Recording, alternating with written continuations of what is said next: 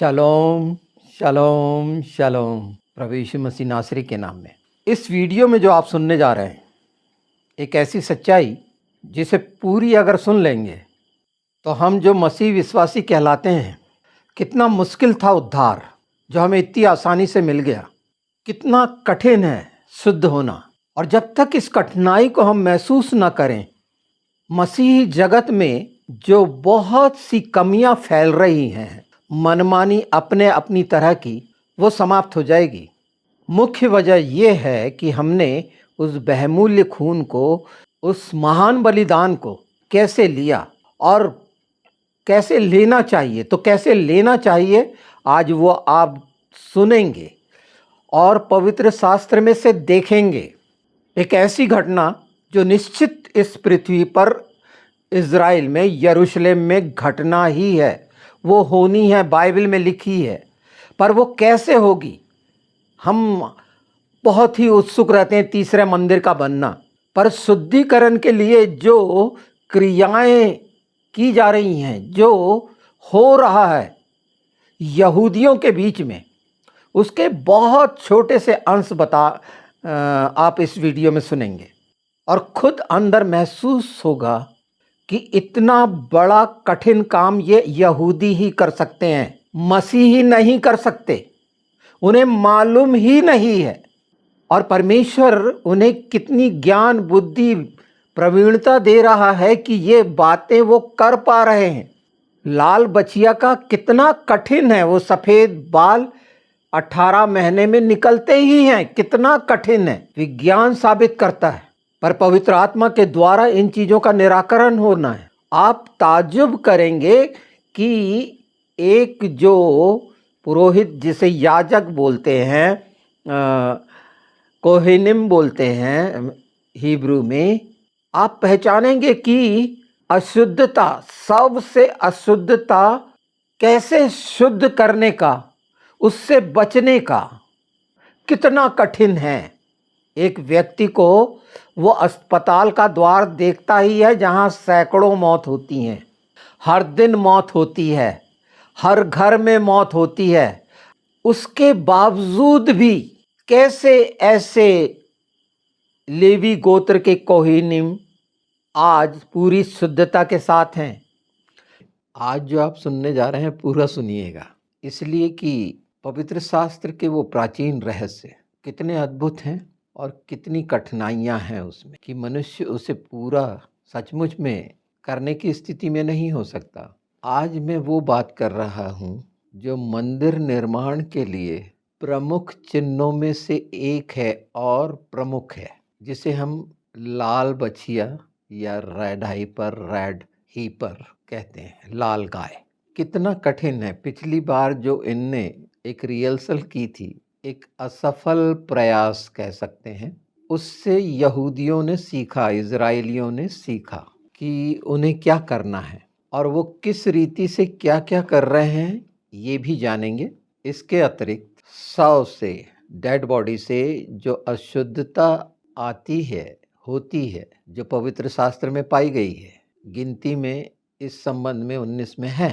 एक कोहेनिम को, कोहानिम मीन्स याजक, जो लेवियों में से याजकी कार्य करता है, कोहानिम, उसकी शुद्धता पर इतना कठिन है, जब आप सुनते जाएंगे तो आश्चर्यचकित होंगे। और ये कार्य इजराइलियों को करना है और उसके लिए वो क्या क्या तकनीक इस्तेमाल कर रहे हैं और क्या क्या कर रहे हैं, ये आपके लिए एक बहुत सुखद अनुभव होने वाला है। इन सब बातों में परमेश्वर कितना महान है ये पहचानेंगे और हम मसीहियों के उद्धार को की बहुमूल्यता का एहसास करने पाएंगे। और इसीलिए कह रहा हूँ कि अगर हर बिंदु को मुझे बताना है तो वीडियो लंबा होगा। आप एक बार में अगर नहीं सुन पाते हैं तो दोबारा पूरा ज़रूर सुनिएगा कि ये 10-12 मिनट में मैं नहीं कर पाऊँगा।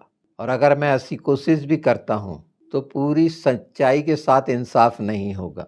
और इसीलिए प्रायः वीडियोज़ में पवित्र आत्मा के द्वारा आगाह किया जाता है, हमेशा मुझे सचेत करने की आवश्यकता पड़ती है कि जरूर पूरा सुनिएगा, शुरू से अंदाज जज मत कर लीजिए। तो आगे बढ़ते हैं, किस रीति से क्या क्या हो रहा है, आधुनिक इज़राइल में किस रीति से तैयारियां की जा रही हैं। मैं साथ साथ कुछ इमेज भी लगा दूंगा, आप उसको पॉज करके उसका स्क्रीनशॉट लेके उसे पढ़ भी सकते हैं कि अगर मुझसे कुछ ऐसा बाकी भी रहता है तो भी किसी रीति से कुछ ना छूटे।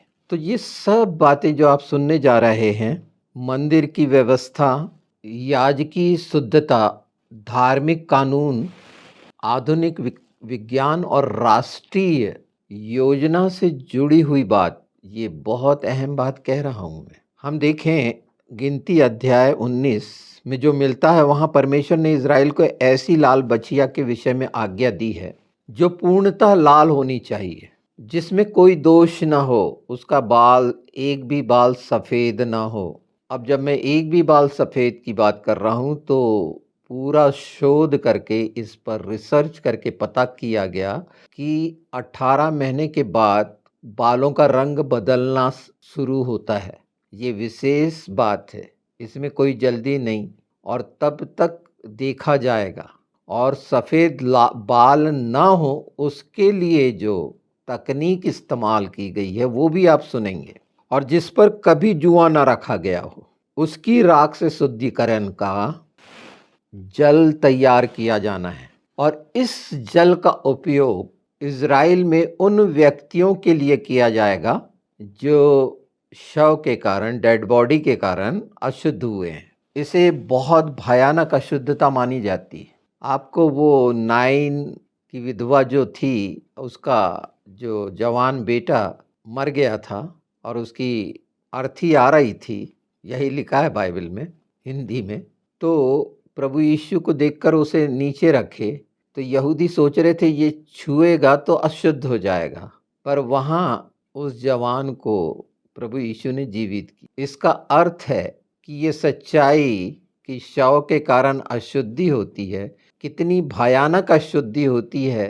मैं आपको रूढ़िवादी या कट्टर उस दिशा में नहीं ले जा रहा हूँ, क्योंकि हमारे लिए प्रभु यीशु के लहू के द्वारा आप सुनेंगे निश्चित हम शुद्ध हो चुके हैं किसी रीति से। पर हाँ, वैज्ञानिक दृष्टिकोण भी इस पर सहमत है। तो यहूदी जो धार्मिक विद्वान हैं, जिन्हें हम रब्बी कह सकते हैं, कबालिस्ट कह सकते हैं, जो मुख्य हैं, उन्होंने ये निश्चित कर लिया है कि मंदिर का पुनर्निर्माण शुद्धिकरण के साथ हो। तो लाल बछिया उनके लिए एक पशु नहीं है, बल्कि खासकर ये शुद्धिकरण के लिए पूरी व्यवस्था की आधारशिला बन गई है। तो इज़राइल में लाल बछिया मिली, उसका नाम तमीमा रखा गया। यानी तमीमा का अर्थ होता है संपूर्ण, बेदाग, निष्कलंक। इसका जन्म हुआ गलील के फॉर्म में, एक वहाँ प्रजनन फॉर्म है जहाँ पर उसका जन्म हुआ। और इसके लिए जो आयातित किया गया, बुलवाया गया सीमेंस अमेरिका से, अनुवांशिक जो है सीमेंस बुलवाया गया। तो ये जो बुलवाया गया था, इसकी माता का रंग काला था। तो इस परिणाम को हम के पीछे प्राकृतिक संयोग माने ना माने, बल्कि विशेष जो प्रजनन योजना है उसके तहत ये पूरी तरह लाल पैदा हुई। और इसके लिए कहा गया कि अमेरिका से जो आनुवंशिक सामग्री लाई गई थी, सामग्री से अर्थ समझ गए, वो सीमेंस, वो वीर्य, उसका उपयोग बताया गया। अब जब इस विशेषज्ञों ने इसकी जांच की, इस लाल बछिया की, तो उन्हें लगा कि अब खोज पूरी हो गई है। पर अचानक नज़र पड़ी उस बछिया के कान पर, जिसमें टैग लगाया गया था प्लास्टिक का। पहचान के लिए जो टैग लगता है, तो वो निकाला गया था और उसका निशान रह गया था। देखिए, सामान्य दृष्टि से इसे कोई महत्व नहीं देगा, छोटा सा निशान तो है, पर नहीं। यहूदियों में एक हलाखिक व्यवस्था है, हलाखिक, जो हलाखिक व्यवस्था है, जो ये दोष और इन सारी चीज़ों को देखती है, उसके लिए वो रिजेक्ट कर दी गई। तो हलाखिक व्यवस्था में ये पूर्णता को नहीं दिखाती, यानी वो पूरा पशु अयोग्य, हालांकि उसे देखा जा रहा है कि वो दाग मिट जाएगा क्या, उसके लिए भी कोशिश जारी हैं। अगर हम आधुनिक जो विज्ञान की भाषा में जाने तो जो कंप्यूटर कोड होते हैं, जो विशाल कंप्यूटर प्रोग्राम होता है, उसमें अगर एक डॉट, एक स्पेस, एक कॉमा छूट जाए तो वो पूरा कंप्यूटर प्रोग्राम जो है नहीं चल सकता, बिल्कुल वैसा ही। और यही कारण है कि लाल बचिया की खोज सिर्फ पशु की खोज तक नहीं रह गई है, यह एक सूक्ष्म धार्मिक, प्रशासनिक, वैज्ञानिक परियोजना हो गई है। सब चीजें हैं, हर रीति से देखा जा रहा है। देखिए कितनी कठिनाई है, और इससे भी ज्यादा कठिनाई एक शुद्ध कोहनीम को पहचानने में है। आप सुन ही रहे, सुनते रहिए तो जान लीजिए लाल बचिया के की वो कुंजी है जिससे प्रोग्राम आगे जाएगा। अगर वही नहीं मिली तो वो मंदिर निर्माण, शुद्धिकरण। तो यहाँ हम यही जान रहे हैं कि वो सब रीति से परमेश्वर कितना महान है, वो ज्ञान, बुद्धि, विवेक, समझ दे रहा है। जब सुनते जाएंगे तो आश्चर्यचकित होंगे। तो वो सफ़ेद बालों के लिए कौन सी प्रक्रिया इस्तेमाल की जा रही है, तो ये जानिए कि कितना कठिन है। वो दाग, रब्बी अजारिया जो हैं, एरियल और उनके साथ अन्य जो विद्वान हैं, रब्बी हैं, एक टीम है, एक यूनिट है 20 विद्वानों का। तो इसे अनुष्ठान के लिए अयोग्य माना गया। जो हालाखिक है धार्मिक कानून, उसमें कोई भी दोष नहीं होना चाहिए, और कान का टैग एक बाहरी दोष माना जाता है। जो इसका सख्त मापदंड है, एक योग्य लाल बछिया के लिए यह अनिवार्य है कि वो कम से कम 2 वर्ष की आयु तक पूरी तरह से लाल रहे और उसमें कोई शारीरिक दोष न हो। अधिकांश लाल जो है एंगस नस्ल के पशुओं में 18 महीने की उम्र तक सफ़ेद बाल आ जाते हैं, जो उन्हें अयोग्य बना देते हैं। तो यहाँ पर आधुनिक विज्ञान, आधुनिक तकनीक का उपयोग हो रहा है इसके लिए। इसमें जो लेज़र का उपयोग हो रहा है और इलेक्ट्रोलाइसिस का उपयोग हो रहा है, और इन विधियों को विकसित किया गया है। बाल से भी पतली निडिल सुई, वो बाल रोमों का उपचार इस तरह से करती है कि कोई भी रक्त नहीं निकलता, कोई दाग नहीं रहता, या कोई दोष उत्पन्न नहीं करता।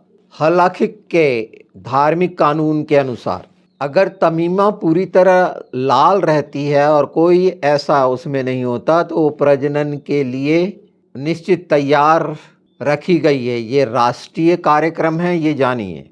इज़राइल का ये राष्ट्रीय कार्यक्रम मैं आपके सामने रख रहा हूँ, जिसमें वहाँ के 75% जो तैयारी है शुद्धता के लिए जो सिखाया जा रहा है वो लगभग पूरा हो गया, और सहमति पूरे इज़राइल में 55% की है।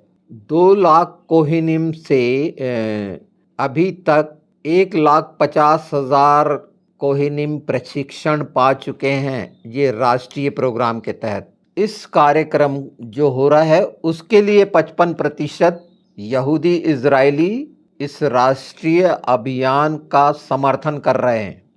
एक हाईटेक कार्य हो रहा है, जो लेज़र से किया जा रहा है, इलेक्ट्रोलाइसिस से किया जा रहा है, क्योंकि इसकी राख अति आवश्यक है शुद्धिकरण के लिए। कोहिनीम की 100 से जो अशुद्धता आती है उसे तुमाह कहा गया है। लाल बछिया की राख से ही ये शुद्धिकरण, 100 का शुद्धिकरण संभव है। तो ये जान लीजिए पहली चीज़ कि अब ठोस परिणाम सामने आ रहे हैं। असफल होकर बहुत सारी चीज़ें यहूदी इजराइलियों ने सीखी और उस पर उन्नत कार्य किया है। देखिए धार्मिक और तकनीकी जो तालमेल है, इस अभियान में आधुनिक तकनीक का गहरा समावेश है, जहां एक और अशुद्धता से बचने के लिए पुरोहितों को या याजकों को विशेष परिस्थितियों में रखा जा रहा है। विशेष परिस्थितियां मैं अभी आपको बताऊंगा। और दूसरी ओर दोषों के प्रबंधन के लिए लेज़र और इलेक्ट्रोलाइसिस जैसी तकनीकों का विकास किया गया है।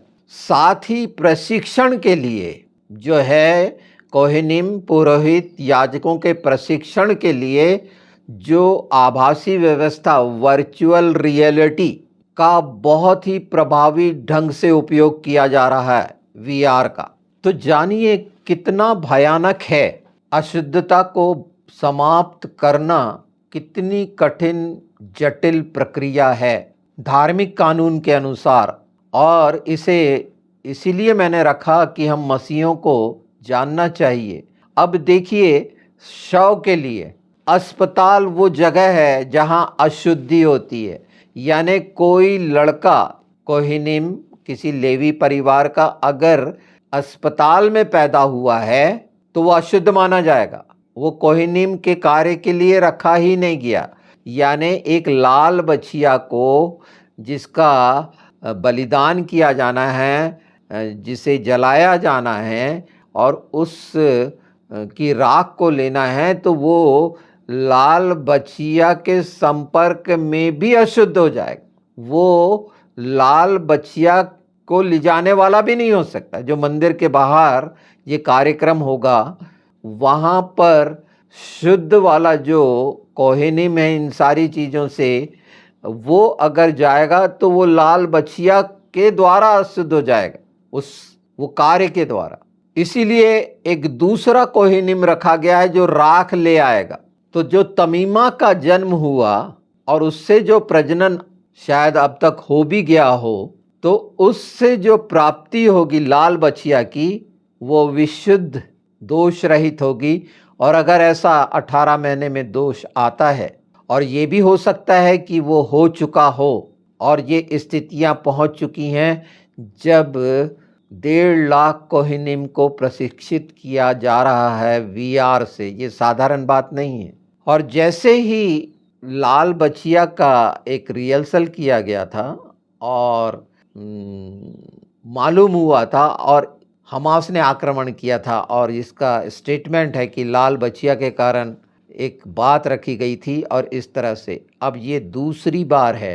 ईरान का आप देख ही रहे हैं कि एक भयानक स्थिति, जब मैं ये रिकॉर्ड कर रहा हूँ 2 तारीख को, मे बी 3 तारीख को मिल जाए, और 4 तारीख बहुत भयानक है। 4 तारीख को वो जो खोमेनी हैं, जो इजरायली आक्रमण में उसके साथ उसका परिवार और कई मारे गए थे, उसका उन लोग अंतिम संस्कार कर रहे हैं। कैसा कर रहे हैं ये विषय नहीं है, क्या खाली ताबूत ले जाएंगे, कैसा करेंगे, क्योंकि उसकी डेड बॉडी का तो अता पता ही नहीं था। और मैंने एक वीडियो में आपको बता ही दिया कि उसका जो 40वां किया गया था एक चर्च में। ये सब प्रमाण हैं, और 100 दिन हो गए हैं उसको दफनाया तक नहीं गया है। अब वो दिन कैसा भयानक होना है। 4 जुलाई से लेके इनने शायद 5 दिन तक का रखा है। तो वहाँ का तो जो दुष्टता का है वो स्पष्ट है। इज़राइल आक्रमण भी कर सकता है इस बीच में। और अमेरिका में देखें तो 4 जुलाई को 250 वर्ष पूरे होने का उत्सव शुरू होना है। तो जो आपने तुम्हा सुना सबसे अशुद्धता का वो प्रक्रिया, कैसे प्रतिबंध लगे हैं ये मैं बता देता हूँ, पढ़ देता हूँ। यहाँ व्यक्तिगत अर्पण नहीं कर सकते। जो तुम्हा के कारण वर्तमान में लाल बछिया की राख के बिना लोग शव की अशुद्धता से प्रभावित हैं, जो पुरोहित को व्यक्तिगत भेंट चढ़ाने से रोकता है। इसके बिना केवल अत्यंत अनिवार्य सेवा ही सख्त प्रतिबंधों के साथ संभव है। ईश्वर के साथ घनिष्ठता, राख के माध्यम से शुद्धिकरण पूर्ण सेवा का मार्ग प्रशस्त करता है, जो राष्ट्र के मध्य ईश्वर की उपस्थिति को स्थापित करने और उसके साथ एक घनिष्ठ संबंध, वाचा संबंध बनाने के लिए अनिवार्य है। हालांकि निरंतरता इस बहाली के लिए जो निश्चित विद्वानों की सहमति आवश्यक है, जो 20 लोग तैयार किए गए हैं। मंदिर विधि के ये 20 लोग विशेषज्ञ हैं। ये दशकों से काम कर रहे हैं इस अनसुलझे मुद्दों को सुलझाने के लिए, ताकि प्राचीन परंपराओं को आधुनिक वास्तविकता के साथ जोड़ा जा सके। मैं बार बार कह रहा हूँ कि ये राष्ट्रीय व्यापक आंदोलन है और व्यापक जन समर्थन है इसमें, जिसमें घर में जन्मा बच्चा ही कोहेनीम के लिए होगा वो अशुद्धता। यहाँ तक चेक किया जा रहा है कि वो जो छत है जहाँ पर अस्पताल में पैदा हुआ या अलग वार्ड उससे जुड़ी हुई तो नहीं है। अगर वहाँ ऐसा पैदा हुआ ये अजारिया का जो बच्चा था उसे अलग छत में रखा गया था। मतलब ऐसी भी व्यवस्था की गई है कि अच्छा अगर किसी की मौत मट्टी में देख भी लिए वो लोग तो अशुद्ध हो जाएंगे। आपको आश्चर्य होगा, ऐसे 4 बच्चे रखे गए। इसे अंधविश्वास न माने, जो पवित्र शास्त्र में तोरा में व्यवस्था में लिखा गया है उसके अनुसार ये जागरूकता की शिक्षा दे रहे हैं मीडिया के द्वारा, इंटरनेट के द्वारा। जो अल्ट्रा एडवांस जगह है वहाँ की बात कर रहा हूँ, वहाँ पर मिनी इज़राइल पार्क बनाया गया है, जो शैक्षणिक केंद्र हैं वीआर के लिए, वर्चुअल रियलिटी आभासी वास्तविकता को दिखाने के लिए। तो ये असाधारण ऐतिहासिक घटनाएं हैं जो पवित्रता की बहाली के लिए किए गए प्रयास, अर्थात इज़राइल की धार्मिक पहचान को पुनर्जीवित करने और उसे एक सामूहिक राष्ट्रीय लक्ष्य की ओर ले जाने का प्रयास है। सोचिए, आज ऐसा कोई इंसान है जिसे अस्पताल ना देखा हो, कितना कठिन है। प्रायः ज़्यादातर लोग अंतिम संस्कार में भाग लेते हैं और कोई ऐसा होगा जिसने अपने प्रियजन को ना खोया हो। अगर इस तरीके से देखें तो संपूर्ण समाज अशुद्धता के दायरे में आ जाता है। तो जो लाल बचिया कितना कठिन कार्य है, तो उससे कितना ज़्यादा कठिन है ये एक शुद्ध कोहेनिम को बचाए रखना। ये सारी परिस्थिति मैं आपके सामने रख रहा हूँ जिसके लिए कोहेनिम तैयार किए जा रहे हैं, कितना जटिल है। ऐसे ही 4 बच्चों को रखा गया और उस बिल्डिंग में एक व्यक्ति की मृत्यु हो गई, अर्थात वो चारों अशुद्ध हो गए। जबकि उसके अंतिम संस्कार में भी भाग नहीं लिया, किसी तरह मरे हुओं को नहीं देखा, अस्पताल के दरवाजे तक नहीं गए, सब चीज़ों से दूर। कितना कठिन है, शुद्धता कितनी कठिन है, इसे पहचानिए। तो एक छत के नीचे जो मृत्यु होती है उसे ओहेल कहते हैं, यानी अशुद्धता सब में आ गई। निश्चित मृत्यु के बाद वो जीवाणु, वायरस, इन सारी चीज़ों का दूषित होने का रहता है। पर ये धार्मिक नियम है, विशिष्ट नियम। एक कोहेनिम की पत्नी का जब प्रेगनेंसी पीरियड हो गया कंप्लीट और डिलीवरी का था, तो उसे ले जाया गया, तो वो कार तक पार्किंग में नहीं खड़ी करी गई, दूर रखी गई, अस्पताल की पार्किंग में नहीं। ये साधारण सा लग रहा होगा आपको, पर ये सच्चाइयाँ बड़ी स्पष्ट हैं। ये अंतिम समय में किस तरह से जाना समझा जा रहा है, ये जानिए। तो ओहेल के अंतर्गत जो जुड़ा हुआ है, अगर छत जुड़ी हुई है, कोई ऐसी चीज़ जुड़ी हुई है, पार्किंग का शेड जुड़ा हुआ है, तो वो भी अशुद्ध माना जाएगा। अब ये अनुष्ठान कहाँ किया जाएगा ये भी देखिए। जहाँ किया जाएगा, जहाँ से मंदिर की वो जगह स्पष्ट दिखाई देती हो। ये सब मैं कठिन कठिन बातें बता रहा हूँ और इमेज में कुछ समझ में आएगा, पर कितना कठिन है ये बता रहा हूँ। यानी जिस समय सीखे यहूदियों ने, तो वो चीज़ भी निश्चित की गई जो धार्मिक कानून के अंतर्गत आता है, जैसे किया जाता रहा है। यानी वो सही स्थान भी कितनी संवेदनशील बन गया है, जहाँ ये कार्य किया जाना है, जहाँ से मंदिर का वो हिस्सा साफ साफ दिखे। जहाँ किया जाना है वो पूर्वी दिशा में स्थित हो। तो इसमें वर्षों से जो अध्ययन किया जा रहा है ना, भूगोल का, पुरातत्व का, इतिहास का और धार्मिक, ये वर्षों से किया जा रहा है, ये 1-2 दिन की बात नहीं है। तो वर्तमान में जो चर्चा का विषय है वो जैतून पर्वत है, उसके आसपास का क्षेत्र माना जा रहा है, जहाँ से स्पष्ट मंदिर का दृश्य दिखता है। हलाखिक के अंतर्गत जो चीज़ें आने वाली हैं, मतलब उस नियम के अनुसार ही होगा। कुछ क्रिश्चियन ने ऐसी ज़मीन खरीद ली थी कि वहाँ से दिखती है, उसे अयोग्य कर दिया गया। आप इस इमेज में देख लें, इसमें स्पष्ट आपको पता दिखने लगेगा। और जहाँ जहाँ इस तरह से मैंने कहा है वहाँ पर इस तरह की इमेज मैं लगा दूंगा। और जहाँ पर किया जाना है उसकी जानकारी सीमित कर दी गई है, सब चीज़ें सीक्रेट हैं। जब इतनी गहराई की, उसमें से मुख्य मुख्य बातें मैं आपके सामने रख रहा हूँ। तो आज से 2000 साल पहले सैनहेड्रिन में जो चर्चाएं बैठक में होती थी, वो सारी सच्चाइयाँ आज वो हो रही हैं आधुनिक समय में। और इन सब पर मुख्य ये 20 विशेष जो रखे गए हैं, ये सारी चीज़ें कर रही हैं। हर एक बिंदु को देखा जा रहा है। वो वास्तविकता को जो वीआर में कह रहा हूँ, वर्चुअल रियलिटी, वो अभ्यास किया जा रहा है। तो पिछले समय जो अभ्यास किया गया था, रिहर्सल की गई थी, वो देखने के लिए कि कैसे दिखता है, क्या होता है और क्या-क्या चीज़ें और भी कमियां थीं, वो सब का आकलन किया गया है। यानी आयोजकों ने ये बिल्कुल स्वीकारा कि कई कमियां रह गई थीं और उसकी अब पूर्ति की जा रही है। उसमें जो समय का चयन भी किया गया था, अब वो तक देखा गया कि वो गलत था, शाम को जो किया गया था। इसीलिए ये राष्ट्रीय आंदोलन है और बहुत ही बारीकी से हलाखिक के अनुसार सारी चीज़ें की जा रही हैं। ये मत सोच लीजिए कि तीसरा मंदिर निर्माण हो जाएगा और लाल बछिया का हो जाएगा। नहीं, इसके पीछे कितनी जटिल प्रक्रिया चालू है, वो आपके सामने मैं उसकी सच्चाई रख रहा हूँ। और इतनी उच्च स्तर की हाई टेक टेक्नोलॉजी के द्वारा इन सारी चीज़ों को संचालित किया जा रहा है कि कोई त्रुटि कहीं ना कहीं किसी भी जगह से कहीं पर भी नहीं। और इसमें एडवांस इंटेलिजेंस आज जो और भी ज़्यादा एडवांस लेवल पे किया जा रहा है, जो लोगों को पता भी नहीं है, जो आर्टिफिशियल इंटेलिजेंस ही। तो ये कितनी विशाल परियोजना है, सोचिए, राष्ट्रीय स्तर की। जो विशेष प्रजनन कार्यक्रम है वो आपने जाना, जो इन विद्वानों की समितियां हैं हलाखिक के लिए क्या कर रही हैं, लेज़र तकनीक, वर्चुअल रियलिटी, इलेक्ट्रोलाइसिस, भूमि की व्यवस्था और सुरक्षा, कितना बड़ा कार्यक्रम है। इसका संसाधन के लिए भी जो बाहर से अभी कलेक्ट नहीं किया जा रहा है, यहूदी ही लोग कर रहे हैं।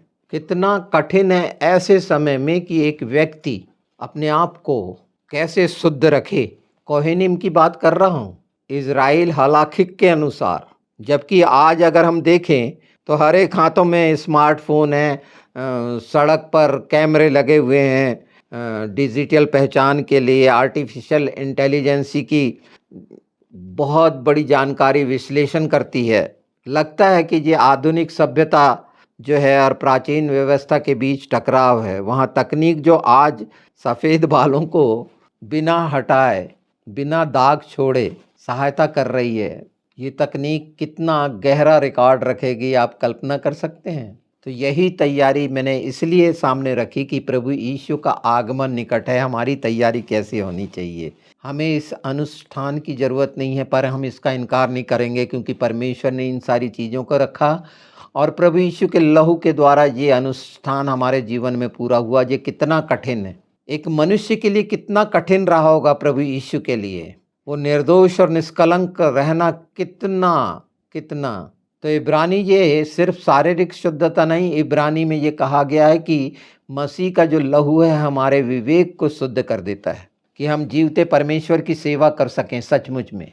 और इसलिए कहा गया है कि जैसा मैं पवित्र हूँ पवित्र बनो, वो मसीह का लहू हमें मिला है। हमारी आंखों के सामने ये वर्चुअल देखने को मिलेगा, ये सारी चीज़ें जो हो रही हैं कि ये कितनी कठिन है, जिसे हम आसानी से उद्धार पाए लोग नहीं समझ पाते हैं और अपना उद्धार खोने के लिए संसार की अभिलाषा और लालसा में पड़ जाते हैं। ये मैं पूरा अब इमेज के साथ ये सारी चीज़ें आपके सामने रख देता हूँ, जो शुरू में रख दे रहा हूँ कि इसको और अच्छे से जानें समझें। और इस प्रार्थना के साथ कि पवित्र आत्मा इस सच्चाई को हमारे जीवन में, विवेक में हम मदद मांगें कि कितनी आसानी से हमारा छुटकारा हुआ है।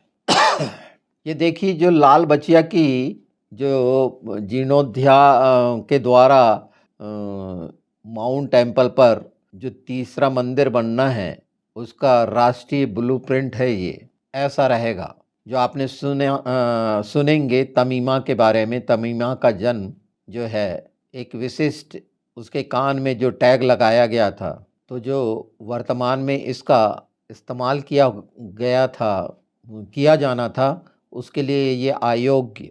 देखिए कैसा किया ये, वो जो अशुद्धता के लिए तुमा का जो है, किस तरह से पानी के द्वारा जब वो राख बन जाएगी और कैसे उसका मिश्रण होगा। और जो लिखा गया है एजकेल 36:25 में, तब मैं तुम पर पवित्र जल छिड़कूंगा और तुम शुद्ध हो जाओगे।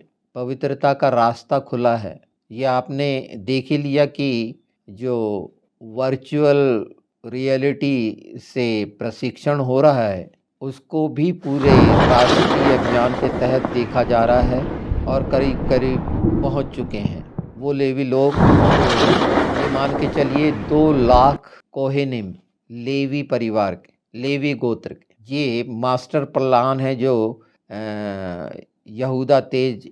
यहूदा बैन तजवी का है, जिसमें बेदाग बछिया का है, शुद्ध कोहेन का है, सटीक स्थान होना, हालांकि सहमति पूरी तरह से जो पहले से है, ये मनमानी नहीं है, बनाए हुए रीति रिवाज नहीं है।